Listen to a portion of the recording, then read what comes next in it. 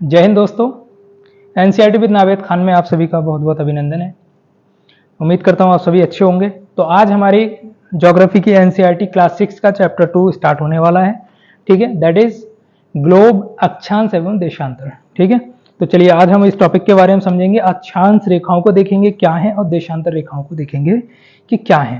ठीक है, तो जैसे कि हमने यहाँ लिख रखा है, ठीक है, अक्षांश एवं देशांतर। ठीक है, तो अक्षांश रेखाएं क्या होती हैं, चैप्टर 2 है, ज्योग्राफी है। और देशांतर क्या है, देखिए बड़ी सिंपल सी डेफिनेशन है इसकी।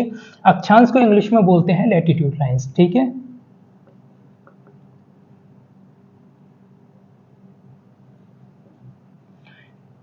देशांतर को बोलते हैं लॉन्गिट्यूड।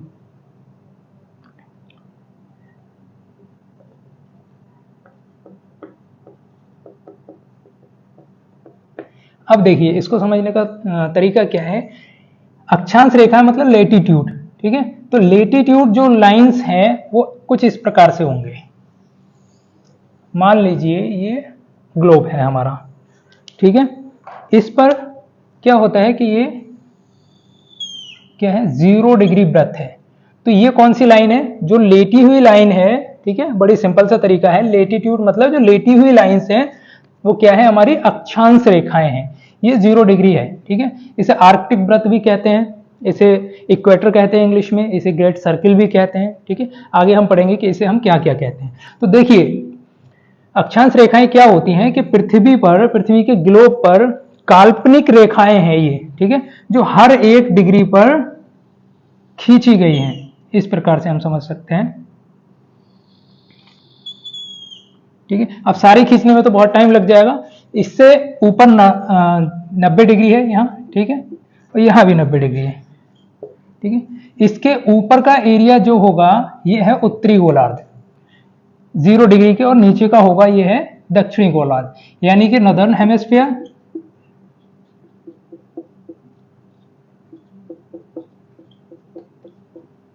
उत्तरी गोलार्ध, और सदर्न हेमिस्फीयर यानी कि दक्षिणी गोलार्ध।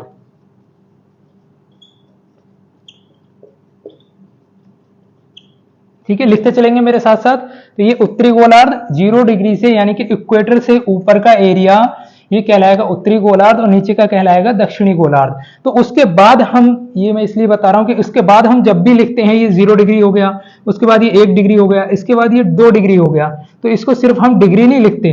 ठीक है, इसको हम ऐसे लिखेंगे। अब चूंकि हम उत्तर का बता रहे हैं तो इसको लिखेंगे 0 डिग्री। ठीक है, उसके बाद 1 डिग्री नॉर्थ। ठीक है, एन लिख देंगे उसके आगे या ओ बना देंगे। उसके बाद 2 degree north, 3 degree north, 4 degree north, 5 degree north. ठीक है, इसी तरह से हम यहां तक देखेंगे। इसी प्रकार से यहां लाइंस होती हैं। ठीक है, हर 1 डिग्री पर एक लाइन होगी। ठीक है, इसी प्रकार से हम नीचे देखेंगे तो यहां भी हर 1 डिग्री पर एक लाइंस होगी। ठीक है, आप चाहें तो पूरी लाइन खींच सकते हैं, पूरी लाइन ही खींच लेना। उसके बाद इसको हम लिखेंगे 1 degree south, 2 degree south, 3 degree south, 4 degree south, 5 degree south. ठीक है, इस प्रकार से लिखेंगे। तो इससे हमें यह पता लग जाएगा, नॉर्थ और साउथ से हमें यह पता लगता है कि ये नॉर्दर्न हेमिस्फीयर की बात हो रही है, सदर्न हेमिस्फीयर की बात हो रही है। ठीक है, चलिए अब हम इसमें नेक्स्ट चीज देखते हैं। मैं यहां से 2 लाइंस मिटा रहा हूं ताकि हमें समझने में और आसानी रहे। ये एक सर्किल हो गया, दूसरा बना लेना। मैपिंग में कभी भी कमी नहीं रखना, खूब बनाओ। ठीक है, उसके बाद हम अब हर एक लाइन को तो पढ़ नहीं सकते, क्योंकि 90 लाइन्स इधर हो जाएंगी, 90 इधर हो जाएंगी, जबकि 179 होती हैं। वो हम अभी देखेंगे कि कैसे होती हैं। ठीक है, तो आसान भाषा में समझने के लिए हम 3 रेखाएं खास तौर पर खींच लेते हैं। ठीक है, ये क्या हो गया, 23.5 डिग्री नॉर्थ,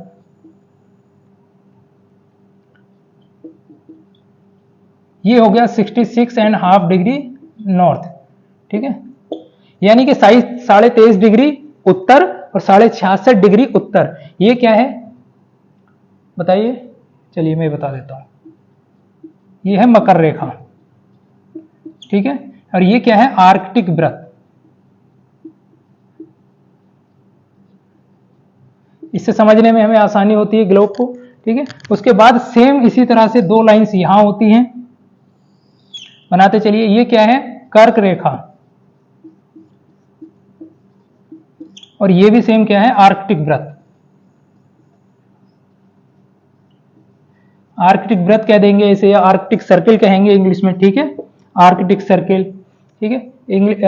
कर्क रेखा को कहेंगे ट्रॉपिक ऑफ, कर्क रेखा को क्या कहेंगे, ट्रॉपिक ऑफ कैप्रिकॉर्न, ठीक है, tropic of Capricorn. Okay, alright, इसे कहेंगे इक्वेटर, या इसे भूमध्य रेखा भी कहेंगे, ठीक है, भूमध्य रेखा। देखिए भूमध्य का मतलब क्या है, भू का मतलब है धरती, यानी कि भू किसका पर्यायवाची है, धरती, धरातल, ठीक है। मध्य का मतलब आधा, जो पृथ्वी का आधा है उसको 0 डिग्री है, उसको भूमध्य रेखा कह देते हैं, इक्वेटर भी कह देते हैं, इसे ग्रेट सर्किल भी कह देते हैं, ठीक है। उसके बाद हम देखेंगे मकर रेखा को, ठीक है, तो इसे कहेंगे ट्रॉपिक ऑफ कैंसर, ठीक है, इसे इंग्लिश में कहेंगे ट्रॉपिक ऑफ कैंसर। तो इस प्रकार से हम ये लेटिट्यूड्स लाइन को समझते हैं। इसके साथ हमने मकर रेखा देख ली, आर्कटिक वृत्त देख लिया, उसके बाद यहां हम ध्रुवों को बाद में देखेंगे, ठीक है। इसे कहेंगे हम उत्तरी ध्रुव, उत्तरी गोलार्ध लिख दिया है, उत्तरी ध्रुव भी कह सकते हैं इसे, और इसे दक्षिणी ध्रुव कहेंगे, ठीक है। तो चलिए, ये था अभी लेटिट्यूड लाइंस यानी कि अक्षांश रेखाएं, आप लोग एक स्क्रीनशॉट ले सकते हैं, उसके बाद हम आगे डिस्कस करेंगे इसके बारे में। हो गया, चलिए देखिए, अब इसकी हम डेफिनेशन लिखते हैं, पहले इसको मैं मिटा रहा हूं।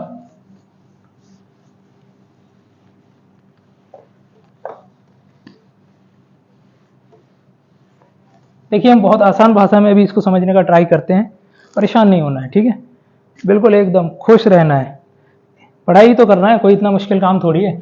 अभी हमने क्या देखा था कि 0 डिग्री को प्रमुख याम्योत्तर भी कहा जाता है, ठीक है।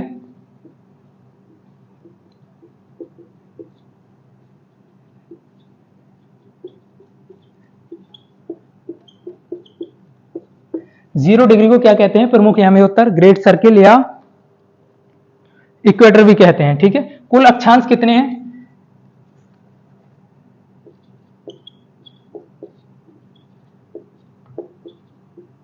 कुल अक्षांश है 181, ठीक है, कुल अक्षांश 181 है।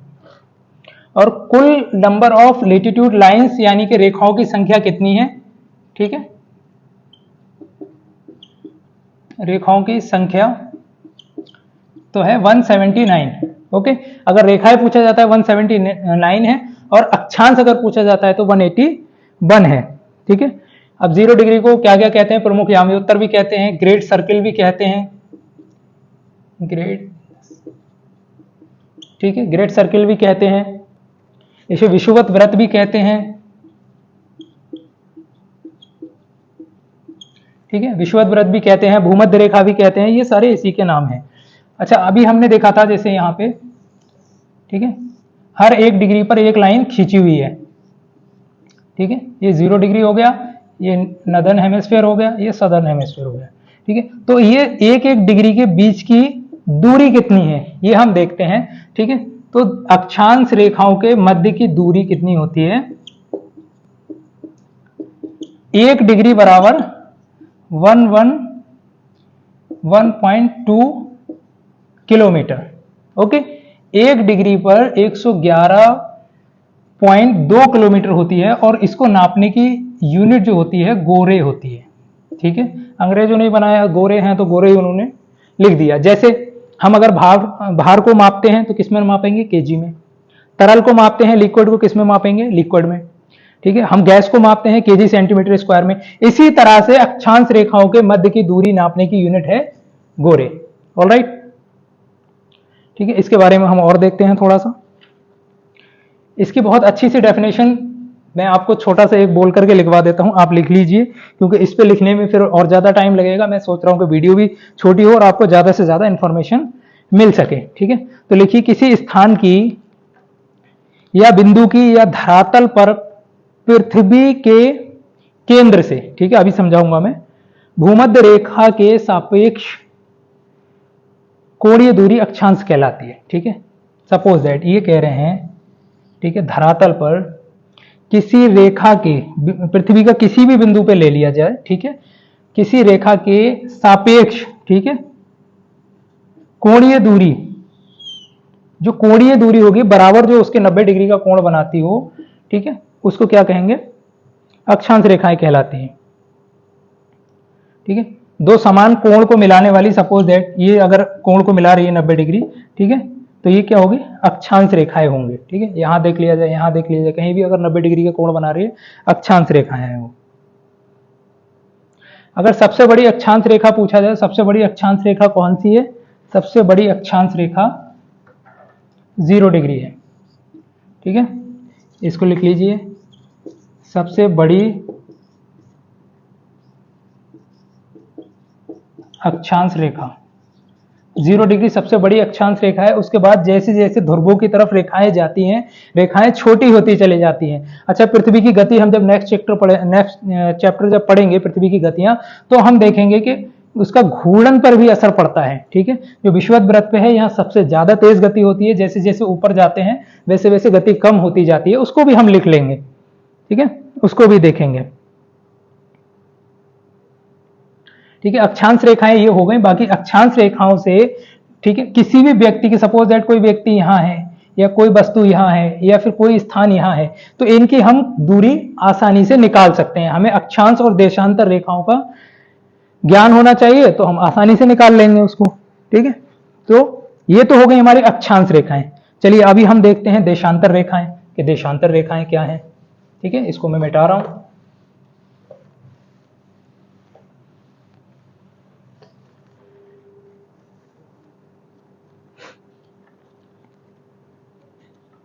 देखिए, देशांतर रेखाओं के बारे में अब हम देखते हैं। माना ये पृथ्वी है, ठीक है, अभी हमने उसमें क्या है, 0 डिग्री पे यहां से शुरू किया था, अभी हम यहां से शुरू करेंगे। लॉन्गिट्यूड, ठीक है, जो लॉन्ग रेखाएं हैं, लंबी जो रेखाएं हैं, ठीक है, लॉन्गिट्यूड है। मान लिया ये 0 डिग्री है। ठीक है, यहाँ पे आने के बाद ये भी 0 डिग्री रहेगा, लेकिन इसके पीछे कितना हो जाएगा, 180 डिग्री। ठीक है, उसके बराबर में फिर सीधे इस पर भी वही चीज अप्लाई होती है जो हमने लेटीट्यूड लाइंस में देखा था। हर 1 डिग्री पर इसमें भी रेखाएं खींची गई हैं। ठीक है, लेकिन इसमें रेखाओं की संख्या ज्यादा होगी, अभी हम देखेंगे कितनी होगी।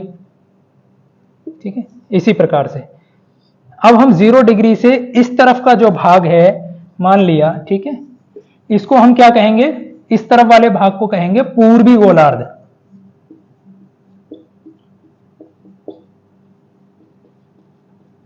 ठीक है, इसको हम कहेंगे पश्चिमी गोलार्ध।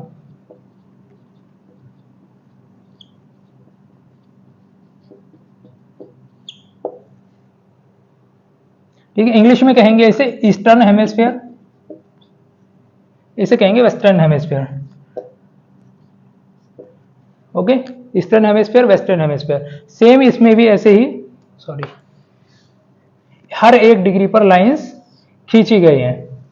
ठीक है, 0 डिग्री के पीछे कितनी होगी, 180 डिग्री लाइन होगी। ये हो गई हमारी देशांतर रेखाएं, बहुत सिंपल है। ठीक है, जो लाइंस खड़ी हैं वो देशांतर रेखाएं, जो लाइंस पड़ी हैं इसमें बहुत डाउट होता है। जो लाइंस पड़ी हुई है, ठीक है, उनको लेटीट्यूड लाइंस कहेंगे, यानी कि पड़ी समानांतर रेखाएं अक्षांश रेखाएं, खड़ी समानांतर रेखाएं देशांतर रेखाएं। Very simple. ठीक है,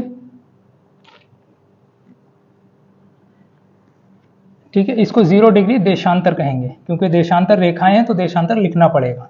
ठीक है, अभी जैसे हमने उसमें देखा था नदर्न हेमिस्फीयर, सदर्न हेमिस्फीयर में एन और एस लिख रहे थे हम, ठीक इसी तरह से अगर हम इसको भी देखेंगे 0 डिग्री के बाद अगर हम देखेंगे 1 डिग्री, 2 डिग्री, 3 डिग्री, 4 डिग्री, जितना भी हम बढ़ते जाएंगे पूरा यहां तक, तो हम इसको भी क्या लिखेंगे, अगर हम ईस्ट में जा रहे हैं तो ई लिखेंगे और वेस्ट में जा रहे हैं तो डब्ल्यू लिखेंगे। डब्ल्यू का मतलब वेस्टर्न हेमिस्फीयर। 1 डिग्री इस प्रकार से हम लिख देंगे, 1 डिग्री पश्चिम, 2 डिग्री पश्चिम, 3 डिग्री पश्चिमी गोलार्ध। इससे बिल्कुल एग्जैक्टली क्लियर अंदाजा हो जाएगा कि व्यक्ति या किसी वस्तु या स्थान की स्थिति कहाँ है। सपोज दैट आपको किसी ने देशांतर और अक्षांश रेखाओं का मान बता दिया, तो आप बआसानी किसी की भी लोकेशन का निकाल सकते हैं। सपोज दैट किसी व्यक्ति ने आपको बताया वो इस स्थान पर है। ठीक है, ये 23.5 डिग्री यानी कि मकर रेखा है 23.5 डिग्री पर, ठीक है। उसके बाद 1 डिग्री देशांतर रेखा है। इसको हम बिल्कुल इजी तरीके से डिफाइन कर सकते हैं कि व्यक्ति कहां एग्जिस्ट करता है, ठीक है। तो अभी मैं इसको मिटा रहा हूं, हम इसकी डेफिनेशन लिखते हैं।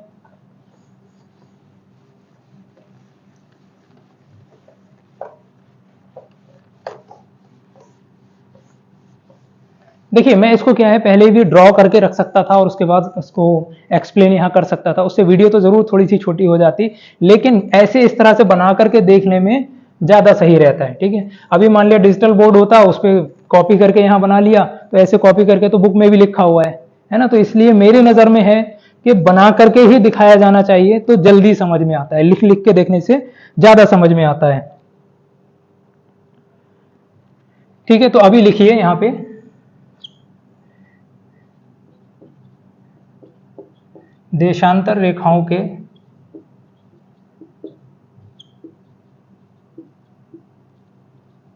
माध्यम से क्या किया जाता है, समय और तिथि की गणना की जाती है, ठीक है। तिथि गणना, बस इतना ही लिखना काफी है, ठीक है, क्योंकि पॉइंट्स में लिखना है हमें, जो भी नोट्स बनाने हैं छोटे से छोटे करके बनाने हैं, पूरी लाइन नहीं लिखनी है, पूरी लाइन हमें यहां लिखनी है बस अपने, ठीक है। उसके बाद तिथि रेखा कौन सी है,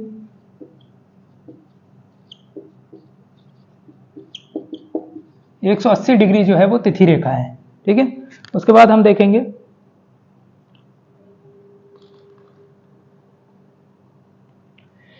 तिथि रेखा 180 डिग्री पे है। सपोज दैट अभी जो हमने देखा था पूर्वी गोलार्ध और पश्चिमी गोलार्ध,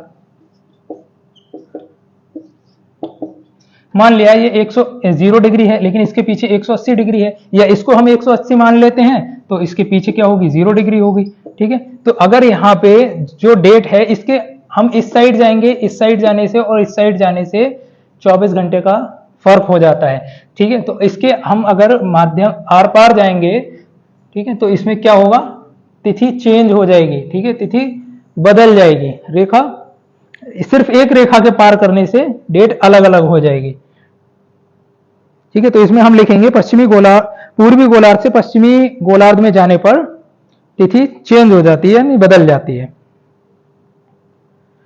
अच्छा यहां फिर हम एक चीज और देखते हैं, ठीक है। तो लिखिए टोटल नंबर ऑफ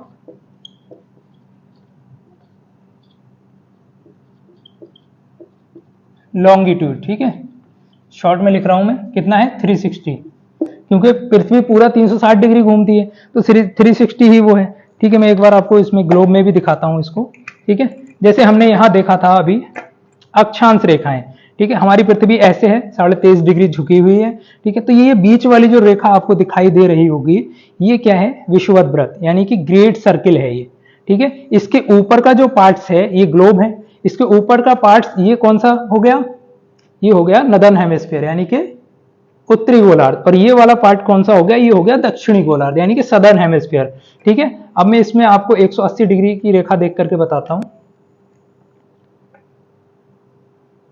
ठीक है। यहां आएगी, मान लिया आप 0 डिग्री मान लीजिए या 180 डिग्री के लिए मान लीजिए, ये है, ठीक है, IST ये है इंटरनेशनल टाइम लाइन, ठीक है। तो इसके हम अगर इस तरफ जाएंगे, ठीक है, पूर्वी गोलार्ध में, तो हम एक डेट पीछे होंगे, पश्चिमी गोलार्ध में आते ही डेट आगे हो जाएगी, यहां से यहां डेट भी चेंज हो जाती है, टाइम भी चेंज हो जाता है। इसीलिए हम ग्लोब पर जब देखेंगे तो तिथि रेखा जो है सीधी नहीं बनी हुई, सीधी नहीं है देशांतर रेखा, ठीक है। चलिए इसको हम बाकी आगे देखेंगे, और इसके बारे में हम लिखते हैं थोड़ा सा। 360 पूरी लाइंस हो गई, ठीक है। इसके आगे एक डेफिनेशन छोटी सी लिखिए, दोनों ध्रुवों को मिलाने वाली, ठीक है, अर्धवृत्तीय काल्पनिक रेखाएं देशांतर रेखाएं कहलाती हैं, यानी कि पृथ्वी के जो दोनों ध्रुव हैं उनको मिलाने वाली, ऐसे मिला जो रही हैं रेखाएं, ये काल्पनिक रेखाएं हैं, ठीक है। रियल में पृथ्वी पर ऐसी कोई भी रेखा बनी हुई नहीं है, ये सिर्फ पृथ्वी को समझने के लिए रेखाएं बनाई गई हैं, पूर्वी रेखा, अक्षांश रेखाएं और देशांतर रेखाएं, ठीक है। तो दोनों ध्रुवों को जो रेखा मिलाती है उसको क्या कहा जाएगा, देशांतर रेखा कहा जाएगा, ठीक है। चलिए ये कॉन्सेप्ट हम थोड़ा सा और समझते हैं, ठीक है।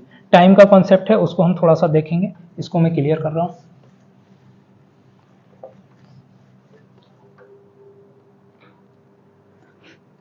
देखिए टाइम का कॉन्सेप्ट क्या होता है, भारत का जो स्टैंडर्ड टाइम है वो कितना है 82 डिग्री 30 मिनट, ठीक है। यानी कि हम इसको 82.5 डिग्री भी कह सकते हैं। जो इलाहाबाद या फिर मिर्जापुर में नैनी के पास से जो रेखा गुजरती है उसको क्या कहा जाता है, IST, यानी कि इंडियन स्टैंडर्ड टाइम, ठीक है। लिख लीजिए IST।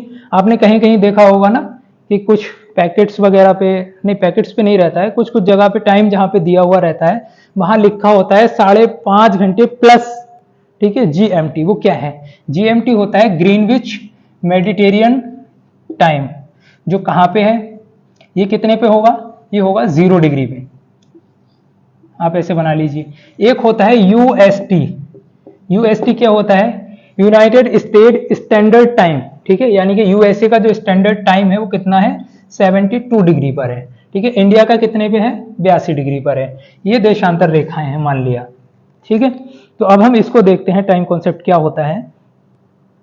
मान लिया यूके में इसमें दोपहर के 12 बज रहे हैं, सपोज दैट, ठीक है। मैं लाइंस मिटा रहा हूं, दोपहर के 12 बज रहे हैं। तो इंडिया में कितने बजेंगे, इंडिया में शाम के 5:30 हो रहे होंगे, ठीक है। और यहां कितने हो रहे होंगे, अब इसको 72 डिग्री को अगर हम देखेंगे, ठीक है। एक कॉन्सेप्ट हम यहां और देखते हैं, 60 मिनट में, 1 घंटे में 60 मिनट होते हैं, ठीक है। हम ऐसे देखेंगे हमारी डिग्री, सॉरी, पृथ्वी जो है 360 डिग्री घूमने में कितना समय लेती है, 24 घंटे, ठीक है। तो अभी इसको हम जब डिवाइड करेंगे 24 घंटे में तो कितना आएगा 15, यानी कि 1 घंटा बराबर 15 डिग्री, 60 मिनट बराबर 15 डिग्री, ठीक है।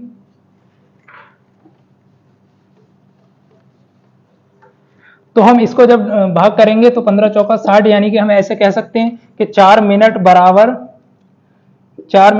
1 डिग्री, यानी कि पृथ्वी हमारी 4 मिनट में 1 डिग्री घूम जाती है, जो कि हमें पता भी नहीं चलता है, ठीक है।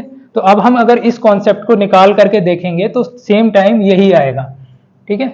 इसमें आ जाएगा 7:02, ठीक है। इतना डिफरेंस है। ये हमारा GMT है, ग्रीनविच मेडिटेरियन टाइम, ठीक है, जो 180 डिग्री पर लिया गया है। ये भारत का टाइम है, ठीक है। इंडियन स्टैंडर्ड टाइम 82.5 डिग्री पे, ये USA का टाइम है, ठीक है। तो इस तरह से हम एक देख सकते हैं। यहाँ क्या है, यहाँ नून हो रहा है मान लिए, ठीक है, यहाँ इवनिंग है, यहाँ क्या है मॉर्निंग है, ओके। तो इस चीज को थोड़ा सा नोट कर लीजिए, इस चीज को याद रखना है। और एक चीज लिखना है, ये क्या है वेस्ट में है, इसको वेस्ट लिखना है, इसको ईस्ट लिखना है। 82 82.5 डिग्री ईस्ट में, यानी कि हम कहाँ हैं, भारत कहाँ है, उत्तर पूर्वी गोलार्ध में। उसको हम अभी देख लेते हैं अगर कहें तो, नहीं तो आगे भी उसको हम पढ़ेंगे, ठीक है। इस चीज को थोड़ा सा नोट कर लीजिए।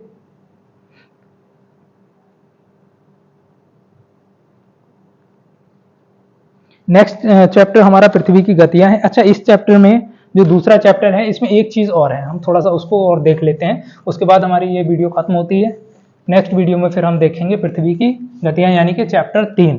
अच्छा, मेरी ये कोशिश रहेगी कि बहुत ही सिस्टमेटिक तरीके से, जैसे 1 बाय 1 चैप्टर करके कवर करने का मैं ट्राई करूंगा। कुछ चैप्टर ऐसे हैं एनसीईआरटी में जो क्लास 6 में भी है, 7th में भी है, 8th में भी है, ठीक है, 12th में भी है।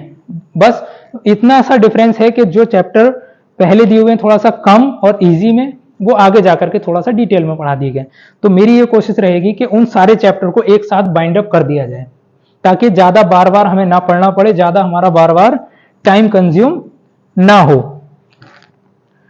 है ना। सपोज दैट अगर कोई चैप्टर है क्लास 9th में और वो 12th में भी है, तो दोनों चैप्टर को क्यों ना मर्ज करके एक ही साथ पढ़ लिया जाए, थोड़ा सा ज्यादा लिखना पड़ेगा, है ना। हो सकता है वीडियो 2 पार्ट्स में बनानी पड़े, ठीक है। अभी हम देखेंगे पृथ्वी पर विभिन्न ताप कटिबंध, ताप कटिबंधों को समझेंगे हम।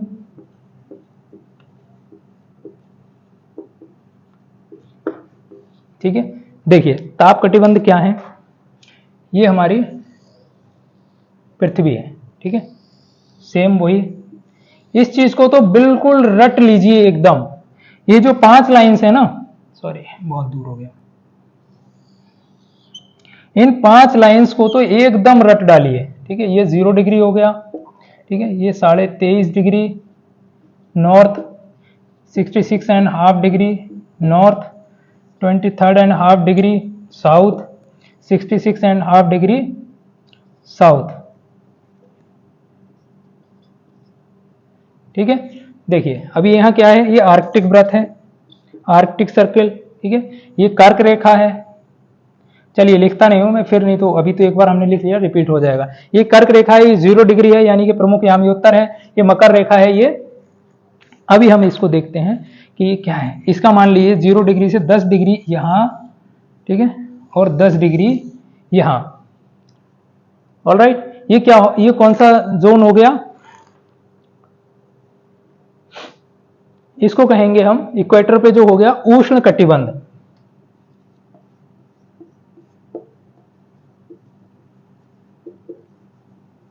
ठीक है, ये जोन हो गया इतना, 10 डिग्री ऊपर 10 डिग्री नीचे, उष्ण कटिबंध हो गया।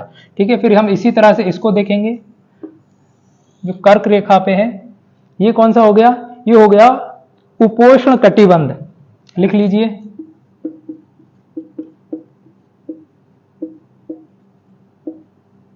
ये हो गया उपोष्ण कटिबंध। ठीक है, उसके बाद जो आर्कटिक वृत्त पे है ये हो गया शीतोष्ण कटिबंध।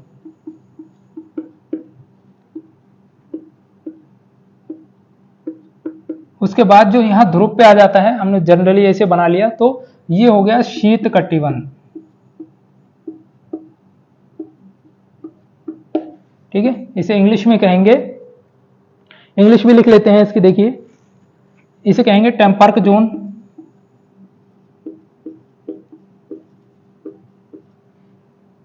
इसको मैं यहां लिखता हूं, शीतोष्ण कटिबंध को कहेंगे सब ट्रॉपिक जोन।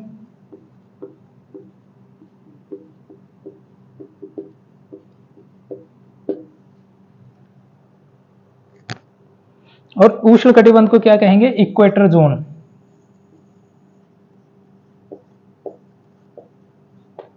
ठीक है, फिर इसको भी हम सेम इसी तरह से देखते हैं सदर्न हेमिस्फीयर में,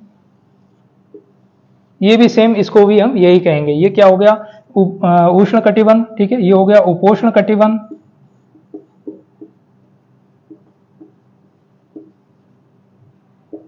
उसके बाद ये हो गया शीतोष्ण कटिबंध।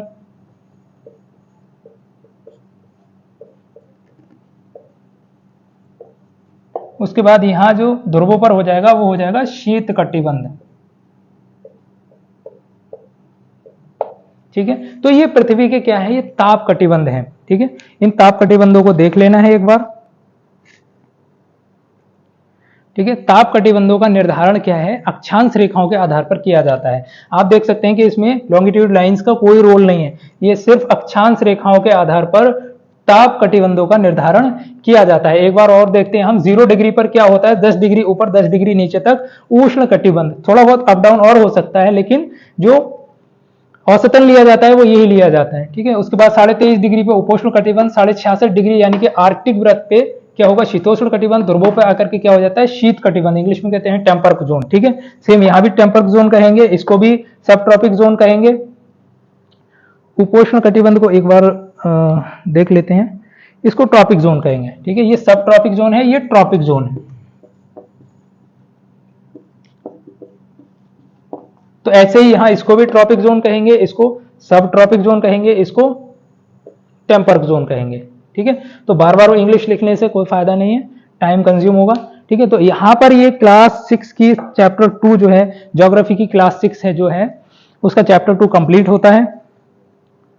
ठीक है, तो नेक्स्ट वीडियो में मिलते हैं, तब तक के लिए स्वस्थ रहो, व्यस्त रहो, मस्त रहो। और इसी तरह से मेरी कोशिश रहेगी कि मैंने फर्स्ट चैप्टर पढ़ा दिया है, उसको मैंने 2 वीडियो में कवर किया है, वो भी देखिएगा आप लोग।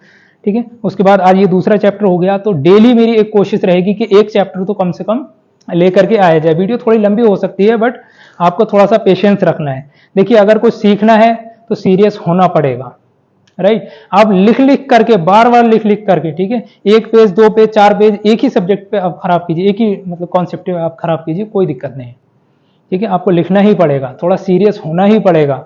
अगर आप सिर्फ हंसते खेलते ऐसे ही रहना चाहते हो तो फिर मुश्किल है थोड़ा, लेकिन जो मेरा परसेवरेंस है, जो मेरा पॉइंट ऑफ व्यू है, उसमें आपको थोड़ा सीरियस होना चाहिए, और स्टडी को लेकर के तो बिल्कुल भी आपको हंसी मजाक खेल नहीं करना चाहिए। ये 3 चीजें अक्षांश रेखाएं, देशांतर रेखाएं और ताप कटिबंध आपके चैप्टर 2 में दिए हुए हैं। इनको एक बार अगर आप चाहें तो एनसीईआरटी में पढ़ लेना, बाकी इतना इनफ है। इस नोट्स को बार बार अपना रिवाइज कर लेना, ठीक है। तो चलिए आप देखते रहिए, कीप वॉचिंग। अपकमिंग वीडियो बहुत जल्दी मैं दूसरी लेकर के आऊँगा, हो सकता है कल ही फिर डाउनलोड करूँ मैं, ठीक है। चलिए, स्वस्थ रहिए, व्यस्त रहिए, मस्त रहिए, मुस्कुराते रहिए।